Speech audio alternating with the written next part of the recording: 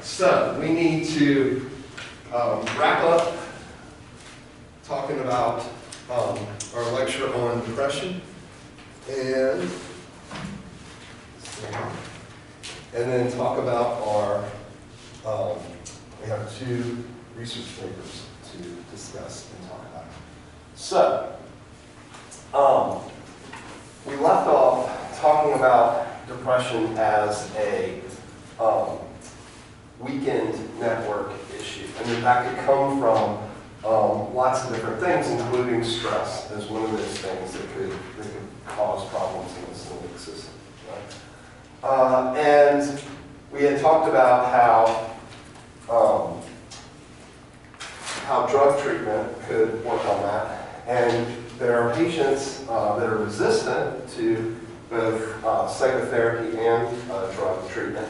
And in those cases, particularly when the depressive symptoms are so severe that they're not able to function normally, live independently, then either ECT, electroconvulsive therapy, or this newer form, transmagnetic stimulation, can provide some relief for those patients. So, this is,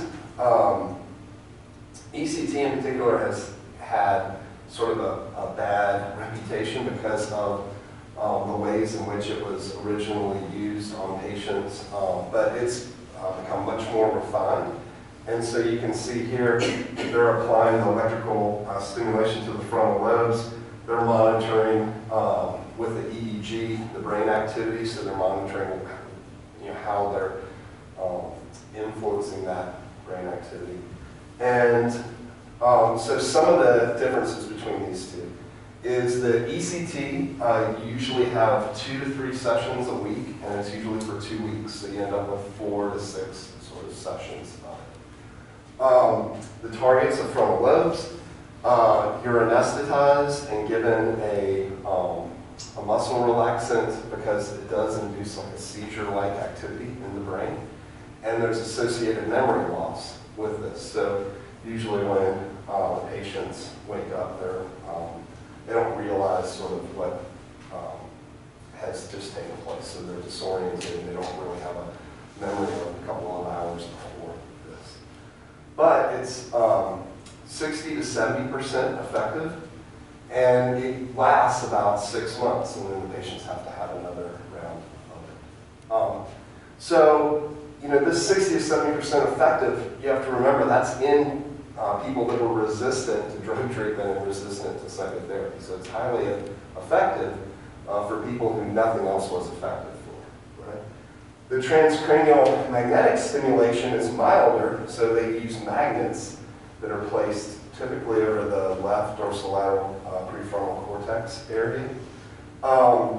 It is usually a 30-minute session, and it's usually done every day, 5 days a week, for a period of 4 to 6 weeks. So the fact that it's a milder form of it requires more treatment sessions to get the same sort of benefit. The target, as I mentioned, left dorsolateral prefrontal cortex. There's no sedation. It's an outpatient procedure. The only side effect that's been reported are headaches that can happen, but there's no associated memory loss. It's a milder sort of stimulation of the brain. And it's 60% effective, and it lasts somewhere between 6 to 12 months before you need to have another round of it, just depending on the individual. How costly is that? What's that? How much does it cost? I have no idea how much it costs. I'm not sure. But I'm sure it's covered under health insurance, but I have no idea what the cost is to treat that. All right, so we think about depression results from changes in the limbic system being not able to be activated in an appropriate way, this weekend network idea.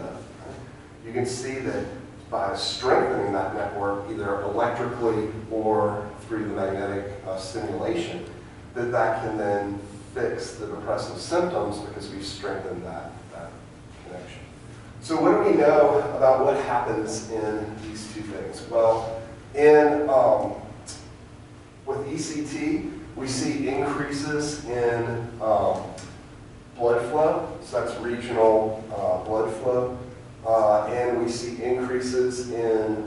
serotonin metabolites. So we think that serotonin levels have increased because of this.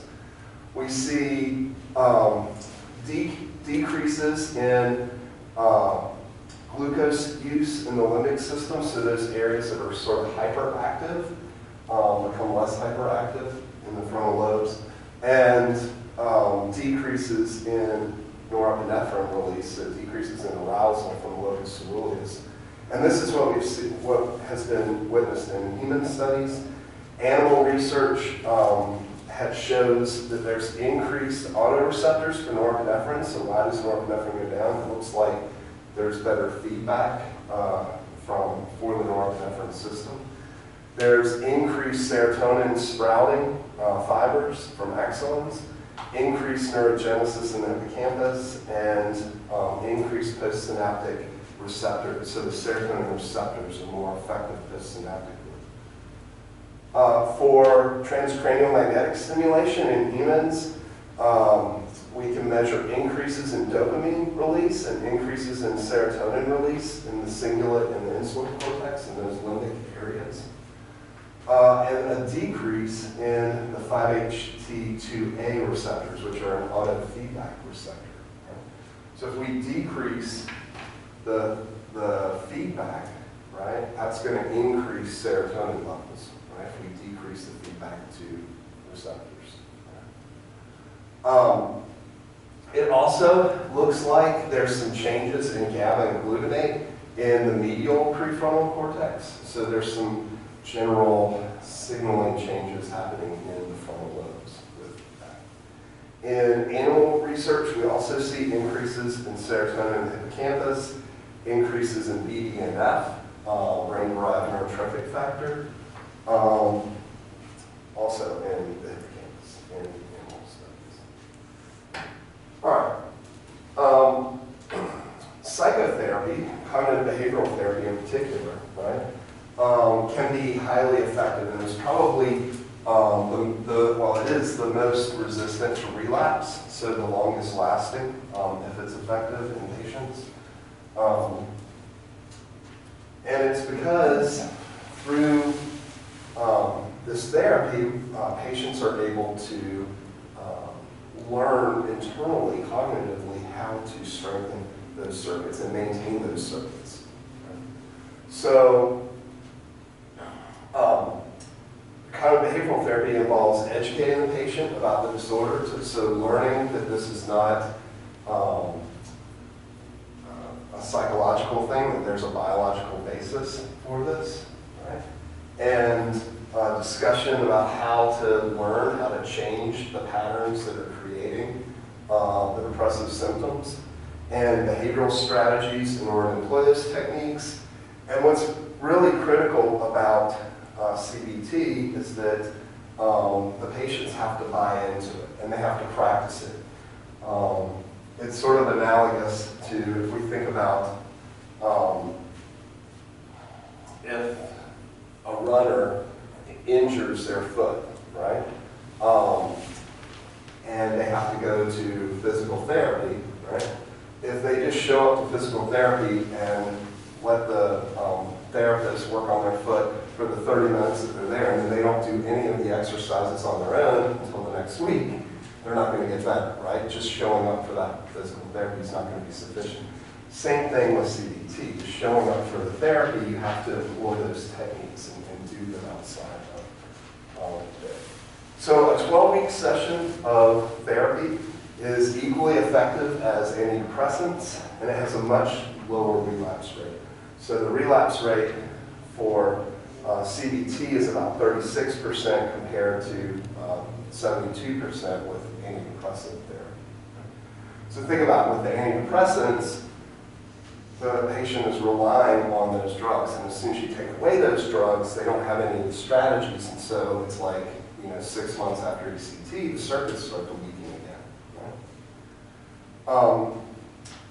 Sometimes, though, combining the drug therapy with psychotherapy is often the best treatment. So, particularly in moderate to severely depressed patients, they may not be in a mental state that they can buy into and practice and engage in the cognitive behavioral therapy at, when they're first starting. They may need some drug intervention to help get them to a place in which they can actively participate in that therapy. So going back to our metaphor about the runner, right? If the runner hurts their foot, they may need surgery or a walking boot or crutches or some sort of medical intervention in order to get them healthy enough to be able to go to physical therapy, right? And then do that. But the goal is to get them off of the crutches, right? And to have that healing happen. So this is looking at relapse rates for major depressive disorder. And we see that prior CT is 12 months of cognitive therapy, and compared to drug and compared to placebo. And the percent survival is sort of the opposite of relapse, right? So here, only 20% have not relapsed, and 80% have relapsed in this case. So after discontinuing both drug and the cognitive therapy, they followed these people for another 12 months, and about 50% of the cognitive therapy people had relapsed compared to almost 80% of the drug therapy. Okay? And there's been several studies looking at placebo effects, and there's a pretty strong placebo effect associated with thinking that you're taking antidepressant drugs when you're actually not, right? And that can actually trick the brain into becoming better. Again, a higher relapse rate because you're not actually doing anything, right? But at the onset, there's a fairly strong placebo effect. All right, so again, thinking about this as a weakened circuit, we have 3 different pathways to strengthen those circuits and get back to normal. A drug pathway, a psychotherapy pathway, and then a stimulation pathway through ECT or TMS. Right? But all of those then can act to strengthen them. And these are some proposed mechanisms of how that could happen. And here we see effects of stress and how glucocorticoids could inhibit this pathway and cause downregulation of BDNF, cause decreased connectivity, decreased numbers of neurons, decreased connections, and that with different treatments here, right? So this is pharmacological treatments or therapeutic treatments, is that we see that these drugs within hours, like I mentioned last time, start to have effects in the brain, but it takes weeks to see these sort of circuit changes, these neural network changes occur. And I'll point out that, and we'll talk about this in a minute, cyclic AMP, and we'll talk about it now in cyclase 7, is involved in this pathway of creating more, particularly BDNF, which we think is very important. It's a neurotrophic factor, so why do these connections strengthen? And it could be the fact that that increases in BDNF are helping with that. This is another model over here that shows that sort of this balance, it's almost like a seesaw balance between the frontal lobes and the amygdala. And when that balance gets out of whack and the amygdala is too hyperactive, right, then that can cause stress to occur. And particularly in weakened negative feedback, right, we end up with high levels of cortisol. And one of the thoughts is that transcranial magnetic stimulation of that dorsolateral prefrontal cortex helps move that seesaw back into balance, where the frontal lobes become stronger, can more actively suppress the activity in the amygdala, right, and get that back down to normal, which then allows proper regulation of the HPA axis. All right. I'll mention that while SSRIs were originally created to treat major depressive disorder, over the years they have been tested on a whole bunch of other disorders and are prescribed now for a lot of anxiety disorders, including panic, social phobia, general anxiety, post-traumatic stress. And so this sort of gets at the fact that manipulating levels of serotonin in the brain, it's not a chemical imbalance, right? But that by manipulating those levels, we're changing whole systems in the brain, and that could affect things beyond just the limbic system. It could affect other types of disorders, right, like anxiety. All right, briefly about bipolar disorder. Here we are now varying between a depressed state and a manic state. And if we look at what's going on in the brain, during the depressed state, there's very low activity in the brain. This is the next day, so that's on May 17th. On May 18th, the patient has entered a manic stage, and in just 24 hours, you can see the dramatic increase, right, in brain activity. And then 10 days later, they're back into a depressed state, and the brain activity is back lower again. So historically, typically the manic phases tend to be shorter, and the depressive phases tend to be longer. The cycle is highly individualistic about how long those are. And sometimes patients will come out of the depressed phase and be in remission for some period of time, and then maybe something triggers, including stress can trigger, going back into this cycle of manic and then followed by a depressive state. Yes? What is the difference, or is there a difference between bipolar and manic depression? No, it's the same. It's the same, okay. And so the classic treatment for bipolar disorder has been lithium carbonate. And again, it was discovered serendipitously. We don't exactly know.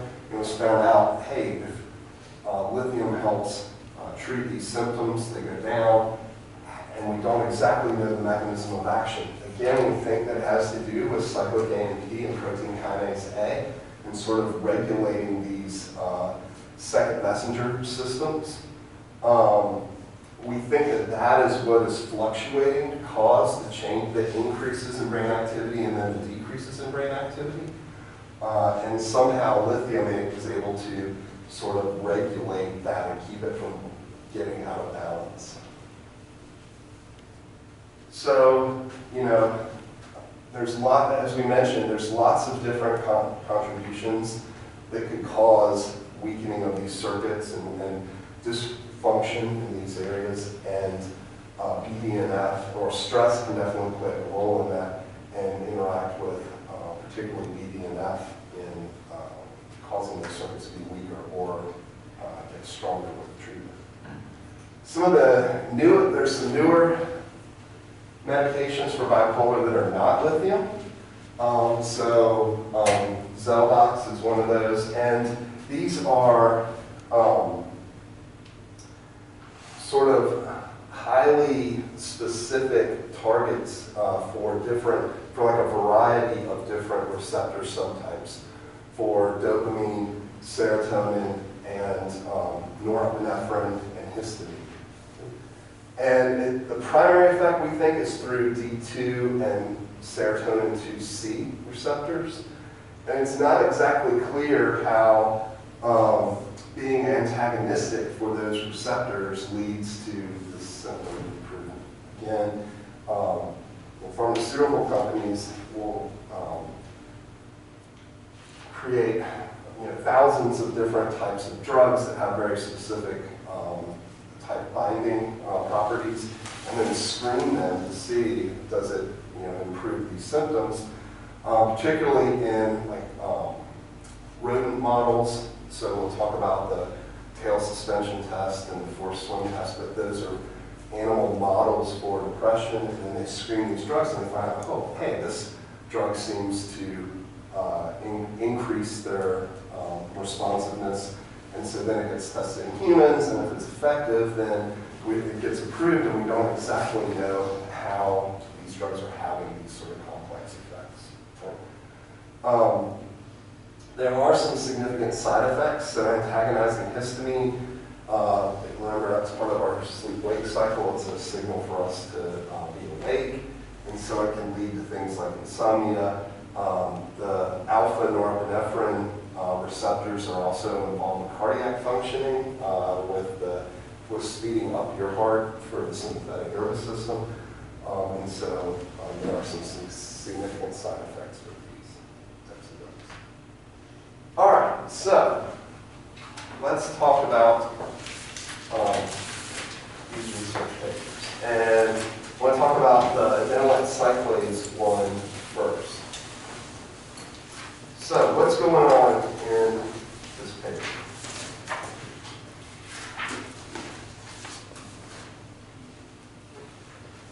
They're looking at a mouse model that they've expressed human adenylate cyclase 7A, the gene for it, and they're looking at how that affects a few different swim tests that are indicators of depression. Okay. So we have so someone told me about the 2 behavioral tests that they're doing, these models for depression.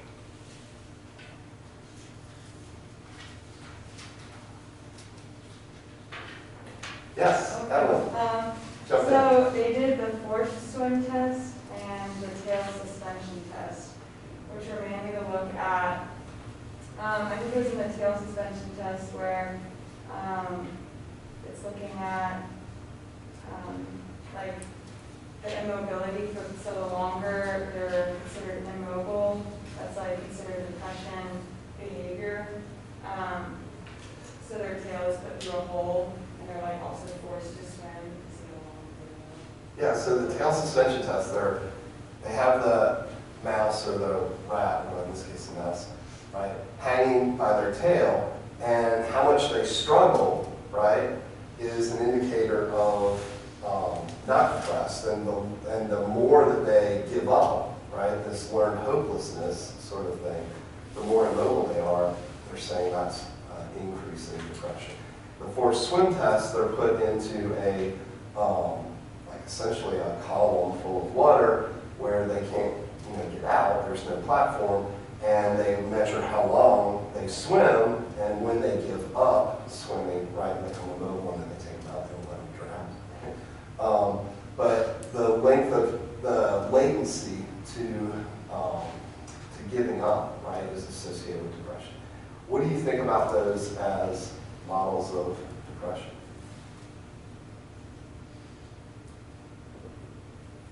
It's kind of, well, it's going off of the mobility side effect of depression, but it's kind of worded like more a test of like suicide than depression. They're like literally drowning, right? I mean, if they had let them. Right. Yeah, so it's like, again, we started off this section last week talking about uniquely human conditions, right? How do you make a mouse depressed, right? How do you know if they're depressed? So it's sort of the best measure that we have is like their ability to like fight and not give up. And we assume, and so there's this sort of assumption that if an animal's more likely to give up, then that's a symptom of depression, right? Just hopelessness, right? This is sort of the idea. All right, so we have these 2 measures of depression, and then they're going to do some genetic manipulations. So what are the different genetic manipulations that they do on the mice?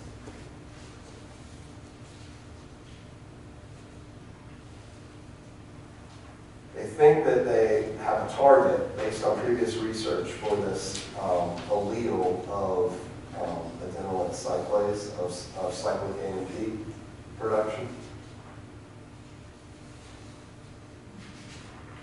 It's an enzyme called, well, they abbreviate it ACE7, and it generates CAMP.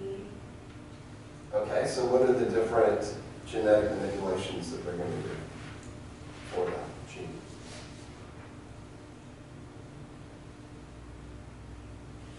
So they have a wild type mouse else that's just normal, expressing, just being regular, right? And what else did they do?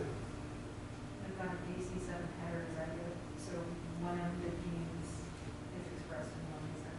Yeah, so they're trying to reduce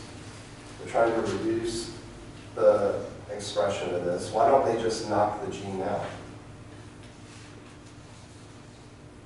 Why are they using this heterozygote, like where it's half expressed? Because they want to know how much expression is enough. No, that's a good guess, but it's not exactly right. They said that they tried to knock it out. What happened when they knocked it out? Then they die. What? Then they die. Yeah, they died, right? So if you don't have any expression of this, then the animals don't survive, right? They can't, you can't live without some of this. So their ability to decrease it, right, was to use this heterozygous versus the homozygous, where you have both of the genes, right? And then there was another manipulation that they did. What was the other manipulation?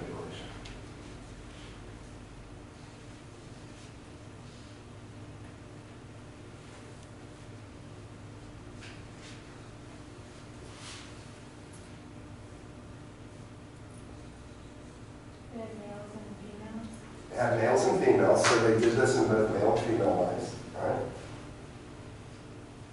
So they have the wild type, they had the heterozygous, and then they had another, The transgenic. the transgenic. What's the transgenic? It's like the guys on that overexpress the gene, like, reason. Yeah, so they knocked in a gene, the human variant, actually, of the AC7, which causes them to overexpress cyclopain. Okay? All right, so here's our forced swim test. Here's our tail suspension test. And let's just look at the forced swim test first. So what do we see with our males? No effect, right? Here's our wild type, overexpression, underexpression, no difference. But in females, what did they find?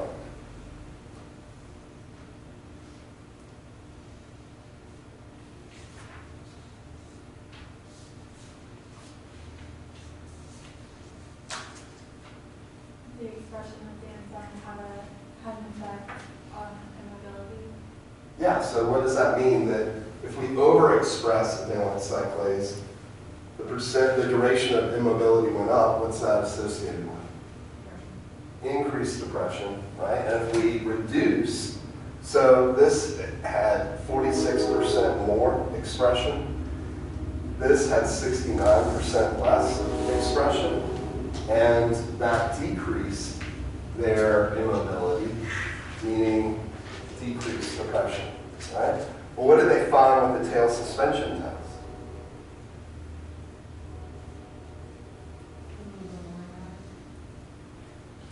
Yeah, so if they overexpressed it, they could increase the duration of immobility.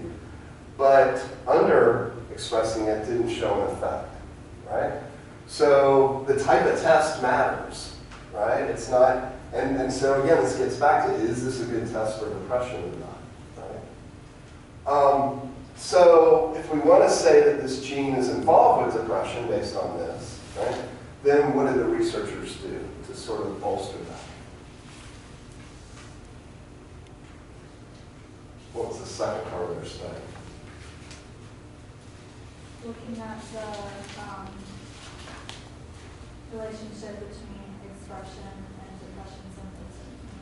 Yeah, so they want to say, okay, we have this animal model that we think is associated with depression, but let's look at clinically diagnosed humans and see, are there differences in their alleles in depressed and non-depressed for this particular gene. But one thing before we get to the human stuff that I want to point out is that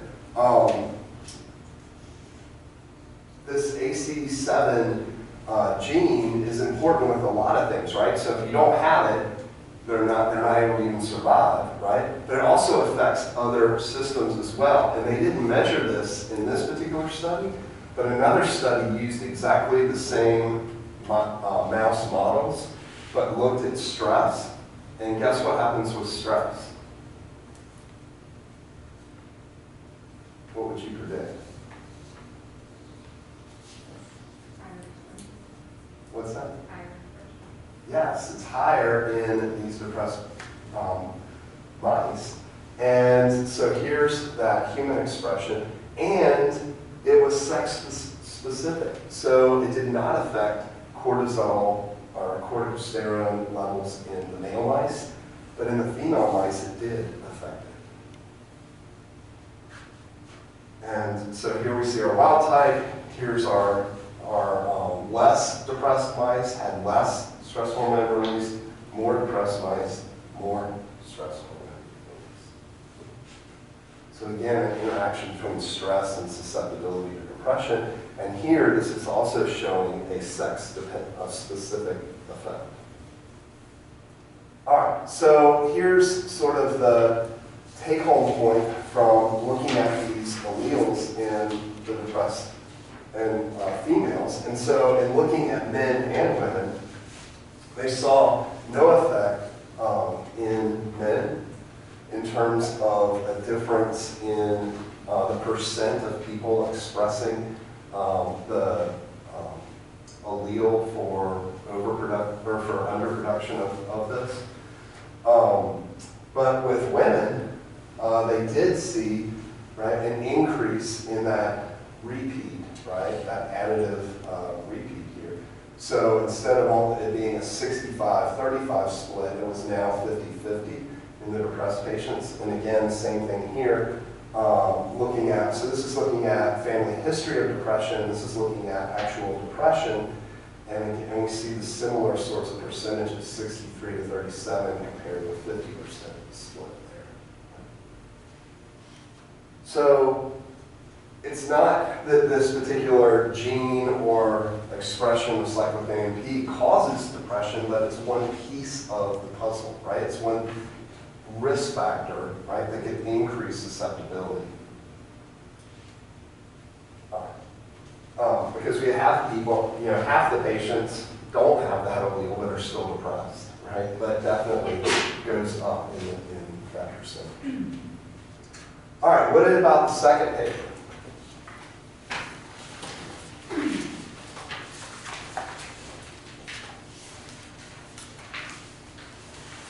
What's going on in the second paper?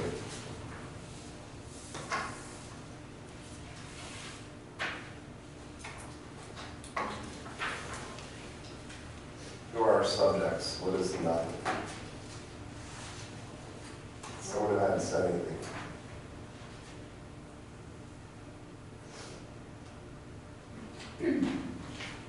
Yeah, Patrick. So they're looking at the differences between men and women in the case of the specific serotonin 1A receptor and serotonin transporter binding, which means the 5-HTP. So the receptor density of this 1A receptor and the amount of transporter binding. So they look used to tracers to find the amount of, again, the 1A receptor and the transporter binding in males and females. Yeah, in humans. So it's all human study, no animals now, right? And we're looking at expression of the serotonin receptor versus the transporter protein, which is going to be the reuptake mechanism, right? And what did they find between men and women? Was there a difference?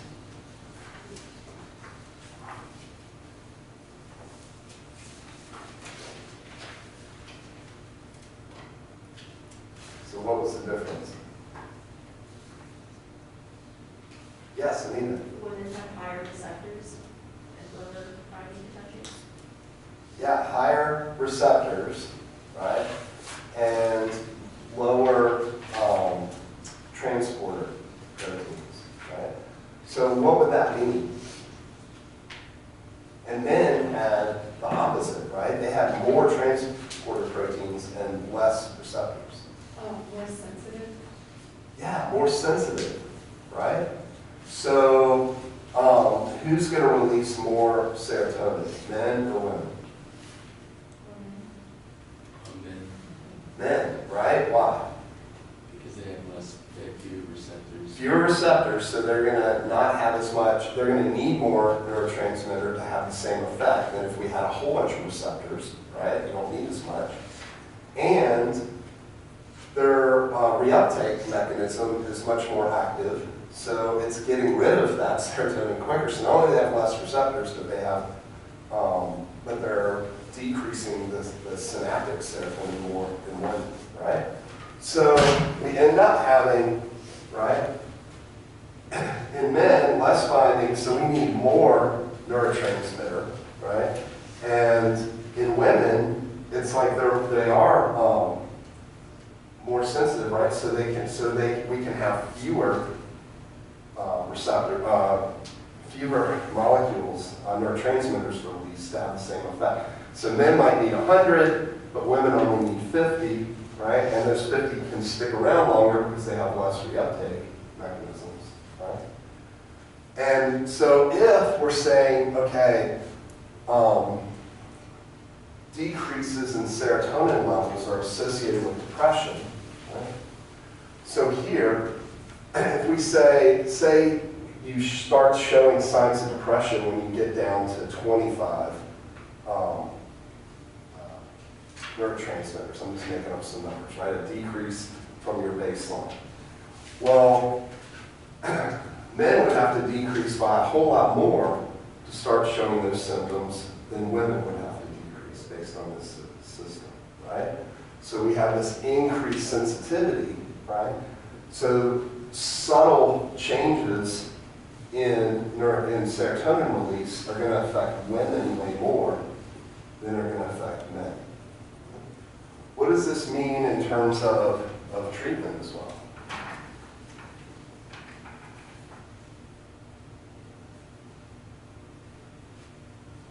So what's one of the main drug treatments for depression? Main SSRIs, inhibitors of this transporter protein, right? So if we have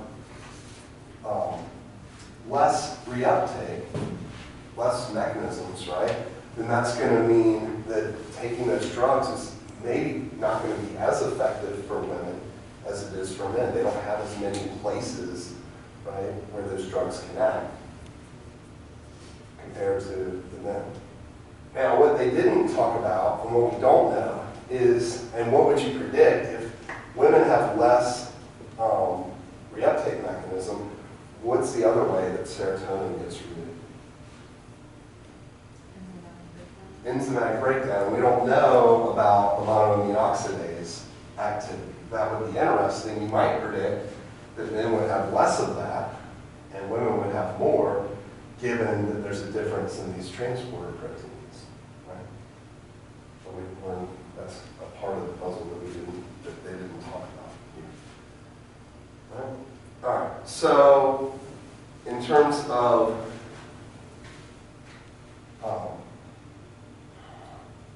the ability of this system to be resistant to change, right? It's easier, right, to increase receptors, right, than it is to increase transporter proteins, right? So we talk about synaptic plasticity and synaptic changes. We talk about upregulating and downregulating receptors, not transporter proteins, right? So again, women be more susceptible, and for this system to be more susceptible to depression, we're looking at not as many options for how do we strengthen these things, right? Other thoughts on this?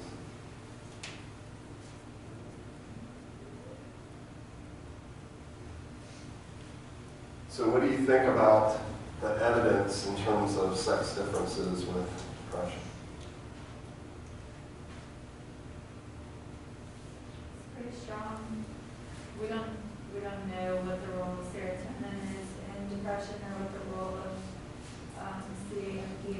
depression, but either way you look at it, there are differences biologically. Yeah. So it's not, so getting back to this idea that why are there a higher percent of women that are diagnosed with depression, it's not simply that women are more often seeking help and men, there's equal expression. There actually could be some biological differences. And that's important to know. And there's some, I don't know if stigma is the right word, but this whole notion that men and women can be different and that they're not, perfectly equal, is sort of,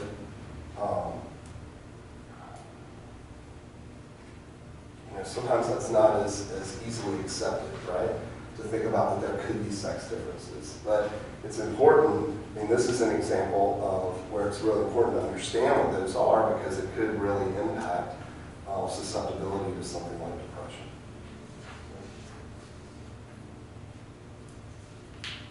All right. Good. We'll get out here a little bit early today. I don't have anything else in those papers. We're going to talk about OCD on Wednesday. Move forward on that.